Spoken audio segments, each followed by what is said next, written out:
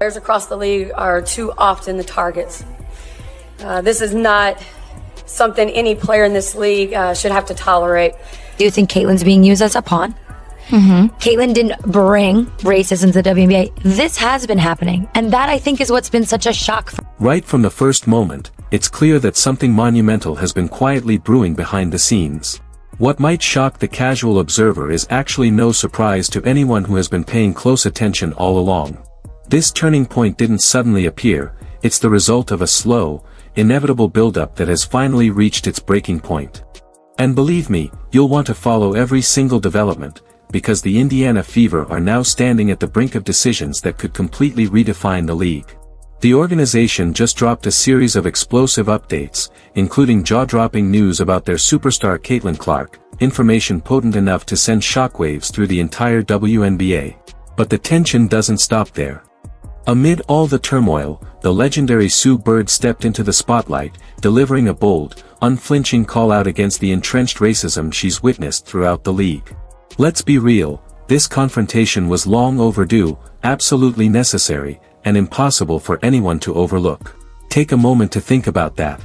Looking back at the league's storied history, it's clear that countless legends, MVPs, champions, and Olympic gold medalists alike, have spent years quietly navigating the same hidden battles and systemic obstacles.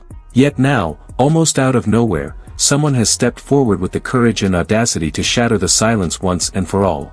Sue Bird didn't speak merely to create noise or chase the spotlight. Far from it. She emerged with searing clarity, delivering fearless honesty and hard-hitting truths that simply cannot be ignored. And trust me, the reaction within the Indiana Fever organization was seismic, one that has the potential to redefine their identity, reshape strategy, and chart an entirely new path for the future. But before we jump straight into the full story, let's take a brief pause, because what comes next is about to get even more intense. There is one thing I want to reset, that we want to reset, and it's the language being used around fans. Fever fans, Caitlyn fans, new fans. That actually has... What makes this even more remarkable is that Sue Bird, fully aware of the enormous stakes, didn't hesitate for a single moment. She dove headfirst into a fearless, no-holds-barred podcast conversation with Megan Rapinoe, a platform where every word would be dissected, debated, and potentially controversial. It was a high-risk move, the kind that could easily rattle a career, yet she pressed on with unwavering confidence. During that discussion, Bird tackled the hardest questions directly. She sought to understand why Caitlyn Clark had become the target of such harsh criticism, why her record-breaking achievements, skyrocketing merchandise sales, and undeniable influence on the sport were being overshadowed by certain voices. Bird held nothing back, she openly challenged the narratives swirling around Clark. Then, in a moment that left listeners stunned, she went even further. Carefully, she suggested that some figures within the league might be fostering an environment of bias or resistance toward Caitlyn, framed as a concern rather than a confirmed accusation. Yet the implication was powerful enough to make everyone stop and think. Take a moment to let that fully sink in. Did you, when you went and kind of swatted at Caitlyn, did you intend to hit her in the eye? And if so, could you just, or if not, either way, could you talk about what happened on that play?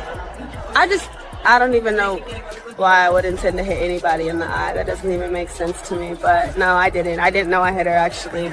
I was trying to make a play on the ball, and I guess I followed through and I hit her. So obviously it's never intentional. That's not even like the type of player that I am. So yeah. Did you and Marina kind of laugh about it afterwards? It looked like there was later on in the game they caught you guys laughing about it. No, I just told you I didn't even know I hit her, so I can't laugh about something I didn't know happened. The real ignition that thrust this situation into the national spotlight came from a place few would have expected. It all began when Dejonae Carrington was approached by journalist Christine after a game with what appeared, at first, to be a routine, harmless question. Normally, these post-game moments are standard. Athletes are asked about pressure, controversies, or tough on-court experiences all the time. But this moment, everything changed in an instant. Megan Rapinoe, known for her razor-sharp insight and unfiltered honesty, responded by pointing out that, even if the question seemed simple, the way it was phrased carried a troubling racial undertone. She didn't claim it as an absolute truth, but she expressed her interpretation with clarity and courage. That single reaction opened the door to an entirely new perspective, one that reframed the discussion, shifted its tone, and added a much deeper, more critical layer to the conversation. When I first heard it, my gut reaction was immediate. Something about this just doesn't sit right. Something about it feels fundamentally off. From the instant those words hit the air, the energy in the room shifted dramatically. A sentiment many were quietly feeling, this feels racially charged, this doesn't sit right, suddenly became impossible to ignore. And as always, Sue Bird, known for her fearless and relentless voice, wasn't about to let this moment slide unnoticed. She didn't settle for mild commentary. Instead, she delivered a sharp, unflinching critique, calling out the media, especially ESPN, for, in her view, magnifying the situation in a way that made it seem far more intense and controversial than it actually was. Sue's message was crystal clear, even if the original question wasn't intentionally racial, the framing and amplification by certain outlets created a harmful, exaggerated narrative. Bird didn't stop there. She pointed to a persistent pattern within sports culture, noting that athletes of color often endure stricter scrutiny, harsher judgment, and more intense media coverage than their white counterparts, a disparity countless players have highlighted over the years. Pause for a moment and consider this. When a black athlete faces a similar tense situation, the story often escalates, turning a minor misunderstanding into a headline-grabbing controversy, or even sparking a broader racial debate. This double standard has been called out time and again, and it's becoming increasingly impossible to ignore. Disagree with you on Christine Brennan's question being dickish, or maybe she shouldn't have answered it, because it was something that was out there that everybody was talking about. And so she asked the question, and it was a great opportunity for Carrington to, on the record, say, no, I didn't do it. And that's all that happened. So I do disagree with you. I don't think it was a dickish question. I think it was a fine question based on what was going on at the moment. As the conversation dug deeper, it quickly became clear that Sue Bird was recognizing patterns far bigger than a single tense exchange. She laid out the argument that this wasn't an isolated flare-up, it was part of a much larger, long-standing dynamic that she believes has shaped the league for years. And she made this case with a conviction that demanded attention from the very start. On her side, journalist Christine didn't hold back either, boldly criticizing both the WNBA and certain media outlets for what she saw as a serious lapse in responsibility. In her view, neither the league nor the media took steps to de-escalate the situation, they unintentionally allowed rumors and confusion to spiral. Christine admitted she never intended for the moment to blow up this way, but once it did, she felt compelled to confront the ripple effects openly. Here's where Sue Bird's insight lands with full impact. She suggested that if Dejonae Carrington had been a white athlete, this entire exchange might have faded quickly, barely leaving a mark in the news cycle. Yet, Sue argued, if a white player were placed in the exact same situation, with identical tension, storyline, and emotions, the media would likely construct an elaborate, dramatic narrative around it. Every angle, every reaction, every emotional nuance would be amplified, dissected, and presented almost like a cinematic story. To Sue, this stark difference in treatment exposes a frustrating double standard, one she believes the sports world can no longer afford to overlook. Led to the Twitter trolls and bots taking over. And what started there was this narrative of petty, jealous players hating on Caitlyn. That's really what happened. That's where it started. That we must just dislike her, that we look at her side-eyed, that we don't want her to come in the WNBA and be successful, that we're hating on her, right? So we're petty. The moment the conversation hit the internet, it erupted into a full-blown social media storm. In minutes, timelines were flooded with chaos, random accounts, automated responses, and troll-style commentary pushing the story in every imaginable direction. And it all started with a seemingly flimsy narrative, that a handful of bitter online voices simply didn't want to see Caitlyn Clark succeed. That notion, we don't like her, we don't respect her opinion, we don't want her thriving in the WNBA, quickly morphed into a loud, repeating chorus. It painted the situation as one of jealousy and pettiness, even though that perspective was fueled largely by speculation rather than anyone directly involved. Then, the situation took an even sharper and more unexpected turn. Sue Bird laid out, in painstaking detail, how a single, offhand remark from Diana Taurasi, one of the most respected legends in the sport, unexpectedly became the spark that set the entire conversation ablaze. Taurasi hadn't intended to ignite a frenzy, it was simply a confident, casual statement. Yet, given her influence and the charged climate surrounding the topic, the comment triggered a ripple effect far beyond what anyone anticipated. Almost immediately, the discussion spiraled into chaos across the WNBA community.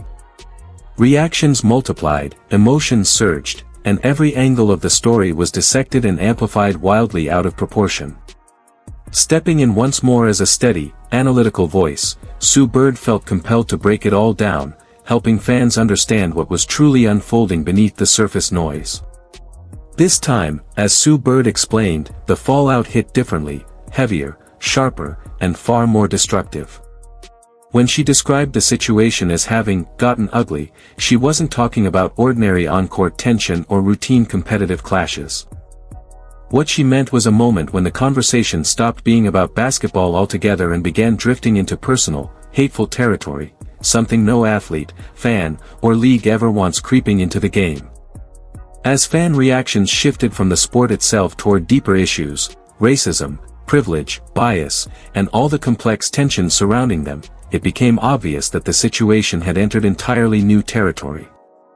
And to be clear, at no point did it appear that anyone was deliberately playing dirty against Caitlyn Clark, nor did it seem she was intentionally being targeted on the court. What truly unfolded was a cluster of jealousy-fueled narratives forming online. Once the season kicked off and fans saw defenders blocking Caitlyn's shots or pressuring her full court, the conversation morphed into, "They're targeting her. They're going after her." Even though much of that interpretation came from fan speculation rather than solid evidence. That's when Sue Bird shared another weighty observation. From her perspective, Caitlyn Clark wasn't just navigating the usual bumps, elbows, and mind games that come with elite-level competition. Sue believed Caitlyn was carrying an emotional burden far beyond the typical rookie experience. According to her, the pressure Caitlyn faced, both online and in the public spotlight, kept her constantly aware of criticism, negativity, and hostile commentary that went well beyond standard game plans or defensive schemes. Sue made it clear that this wasn't merely about strong defense or the WNBA's trademark physicality. In her view, some of the reactions directed at Caitlyn had a sharper, more personal edge, emotionally targeted in a way most players rarely experience. She emphasized that she wasn't accusing anyone of deliberate harm, rather, she was describing the tone and atmosphere as she perceived it. Most significantly, Sue didn't shy away from addressing the racial dynamics she believed were shaping the conversation. She explained that the tensions around Caitlyn weren't solely about her popularity or visibility. Instead, Sue framed the situation as a complex mix of racial frustration, cultural pressure, and long-standing inequalities, factors that some players and fans were symbolically projecting onto Caitlyn. To Sue Bird, Caitlyn Clark's rise symbolized far more than just basketball, it struck chords across the entire league. And true to her candid, experienced, no-nonsense nature, Sue refused to downplay any part of it. She held nothing back. Once this situation spilled beyond the boundaries of sports, it became clear that something far deeper was at play. What began as a discussion about the game quickly transformed into a mirror reflecting long-standing racial tensions that continue to shape conversations across the WNBA. Right at the heart of that friction, Caitlyn found herself unintentionally caught in the crossfire, an emotional collision unfolding in real time for millions to witness.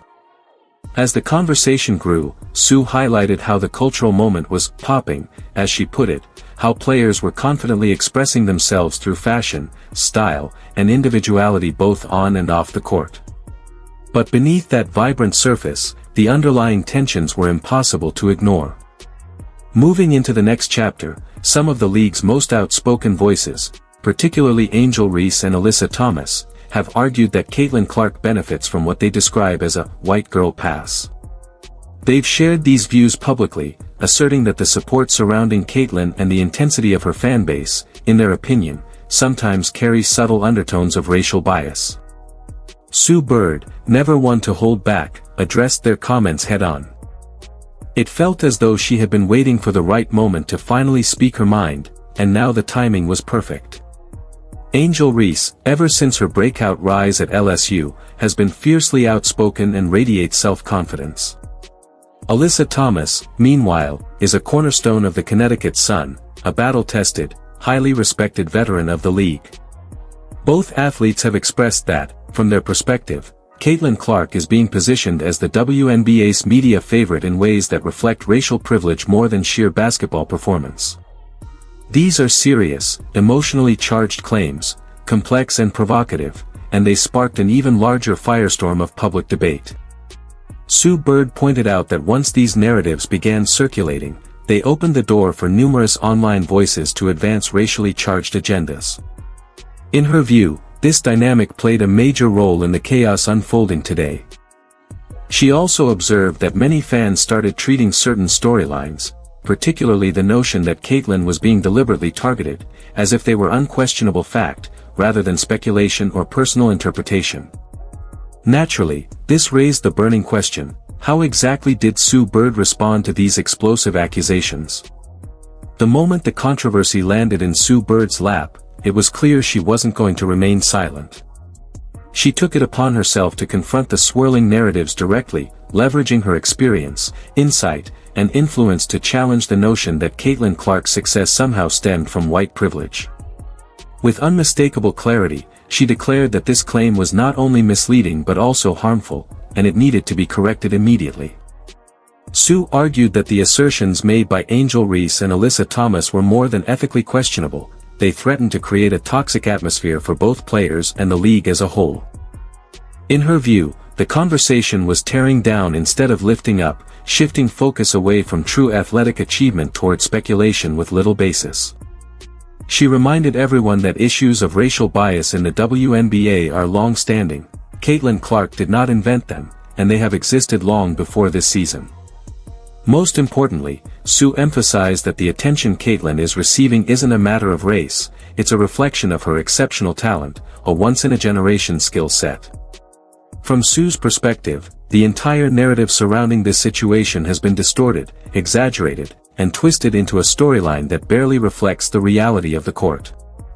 With her trademark intelligence and unwavering integrity, Sue Bird refused to let sensationalism overshadow the facts. She highlighted that Caitlyn Clark's extraordinary skill, meteoric rise, and undeniable influence on the court speak for themselves. Clark earns every bit of her spotlight through talent, relentless hard work, and game-changing performances. Sue went further, drawing a broader connection. Women's basketball as a whole has been steadily gaining visibility, respect, and excitement, in a way reminiscent of how legends like Magic Johnson and Larry Bird elevated men's basketball decades ago. From Sue's perspective, Caitlyn Clark is a central figure in that inspiring momentum, representing a new era for the sport. In short, Bird's message was unmistakable: celebrate talent, honor the players, and never allow false narratives to distort the true story of the game.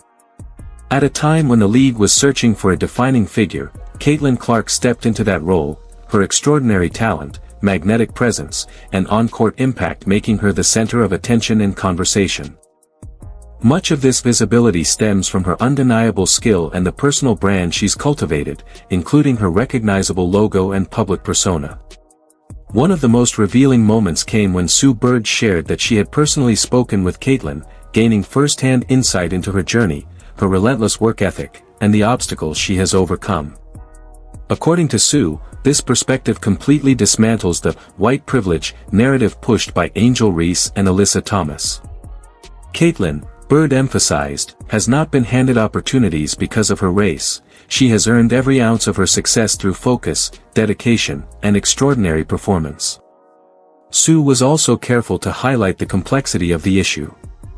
While it might be tempting to misread fan reactions or online commentary, the truth is that the WNBA's fan base is diverse and multifaceted. The toxic behavior, harassment, and divisive messaging come from a small, harmful segment, not from the majority of supporters who celebrate the sport and its athletes. Sue also cautioned that some of these harmful narratives have been cynically exploited, creating a pretext for certain players to treat Caitlyn Clark unfairly, not only verbally but even on the court. In her view, what should be healthy competition has, for some, escalated into behavior that goes far beyond the usual intensity of the game. In short, Bird made it clear that this situation is no longer just about XS and OS or standard game strategy. The stakes have grown, the scrutiny is heightened, and the conversation now reflects broader cultural tensions that both the league and its players must navigate with care. At this stage, it's evident that some of the tension surrounding Caitlyn has exceeded typical competitive dynamics.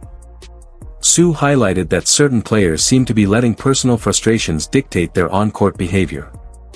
Whether these feelings arise from rivalry, jealousy, or misperceived bias, the outcome has been actions that cross the line from ordinary gameplay into something far more personal and emotionally charged.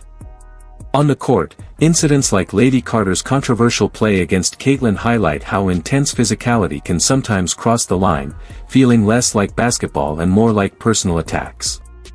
According to Sue Bird, moments like these have contributed to a growing sense that the game is being treated as a battleground for disputes that extend far beyond standard competition. Bird also pointed out that while conversations about race are crucial and necessary, the way some players have framed the discussion around Caitlyn Clark has been counterproductive. Rather than fostering understanding or constructively addressing systemic issues, this approach risks deepening division, distracting from the sport, and escalating interpersonal tensions. The bigger question now is how the Indiana Fever organization will respond. Sue emphasized that divisiveness of this nature doesn't reflect the values of true supporters or the mission of the league itself. It's a pivotal moment that demands decisive leadership, thoughtful guidance, and a renewed focus on basketball while promoting respect, unity, and fairness. With the Indiana Fever currently sitting in 6th place, an added layer of challenge presents itself: how to regroup, refocus, and fight their way back into the top 4 seeds. For the team, this is both a critical and thrilling moment, a genuine turning point where smart decisions, cohesive teamwork, and renewed determination could shape the remainder of the season. No one could have fully predicted the intensity Caitlyn Clark would bring to the court from day one. Right away, it was clear she was an extraordinary talent, someone capable of making an immediate, game-changing impact. And like any rookie stepping into the world's most competitive league, there was naturally a period of adjustment, but Caitlyn didn't just adapt, she shattered every expectation. What sets her apart is an unwavering competitiveness. Every drill, every shooting session, every single practice moment becomes a personal challenge she is determined to master. That relentless drive pushes her to reach remarkable heights while inspiring everyone around her to elevate their own game. Over the past year, her performance has firmly cemented her among the league's elite, and her presence consistently lifts the play of every teammate on the court. In reality, even those closely tracking Caitlyn Clark's journey underestimated the full magnitude of her impact. From the very start, she has redefined what it means to join a team and make a transformational difference immediately. Looking ahead, the Indiana Fever are entering a pivotal period of change. While not every detail has been made public, the organization has already taken bold steps to reshape the front office and lay the groundwork for a new era. With Amber Cox officially on board, no role feels entirely secure. Kelly Krauskopf has returned as president of basketball and business operations, and the team has also welcomed a brand new general manager. This newly strengthened leadership team is positioned to make major adjustments, managing the inevitable comings and goings of players over the winter while guiding the Fever toward a brighter, more competitive future. It's a defining moment, a true turning point, and the decisions made now could shape the trajectory of the team for years to come. Caitlyn Clark may inevitably see some close allies step away along the journey, but she will also witness the departure of certain figures, like head coach Christian, who, despite her respect and admiration, the organization has determined must move on. That's right, this winter will bring the dismissal of key staff as part of a bold, strategic restructuring. The Indiana Fever are on the brink of a complete transformation, reshaped, elevated, and ready to embrace a new era defined by sharp strategy, exceptional talent, and unwavering ambition. Now it's your turn to weigh in. what do you think will happen when the 2025 season tips off? Will the Fever rise to the challenge with Caitlyn Clark leading a revitalized, championship-ready squad? Share your predictions, insights, and excitement in the comments, and let your voice be part of the conversation, because every fan plays a role in supporting this team's journey to the top.